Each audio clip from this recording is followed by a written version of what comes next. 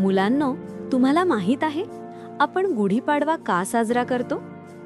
चला तर मग आज आपण या सुंदर सणाबद्दल थोडं अधिक जाणून घेऊया. गुढीपाडवा हा आपल्या महाराष्ट्रातील एक खूप महत्त्वाचा सण आहे. हा दिवस मराठी नववर्षाचा पहिला दिवस मानला जातो. म्हणजेच या दिवसापासून नवीन वर्षाची सुरुवात होते. म्हणूनच लोक हा सण खूप आनंदाने आणि उत्साहाने साजरा करतात. या सणामागे एक सुंदर इतिहास आहे. असं मानलं जातं की या दिवशी भगवान श्रीराम यांनी रावणावर विजय मिळवून अयोध्येत परत आगमन केलं. त्यांच्या विजयाच्या आनंदात लोकांनी गुढी उभारली. त्यामुळे गुढी ही विजय, यश आणि आनंदाचं प्रतीक मानली जाते. तसेच गुढीला विजय पताका किंवा ब्रह्मध्वज असंही म्हणतात. ही गुढी आपल्याला नेहमी पुढे जाण्याची आणि यश मिळवण्याची प्रेरणा देते.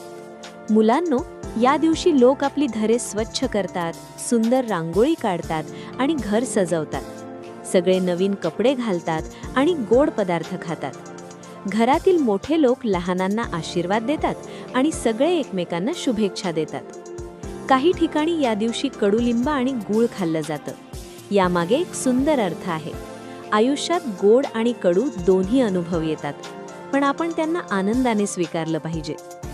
गुढीपाडवा हा फक्त सण नाही, तर तो आपल्याला एक छान संदेश देतो.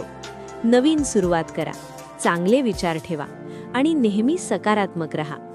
आपण जुन्या वाईट सवयी सोडून नवीन वर्षात चांगल्या सवयी लावायला हव्यात. मुलांनो, तुम्ही गुढीपाडव्याला काय करता? नवीन कपडे घालता का? गोड पदार्थ खातात का? चला, आपण सगळे मिळून हा सण आनंदाने साजरा करूया. चला सगळे मिळून म्हणूया, गुढीपाडव्याच्या हार्दिक शुभेच्छा.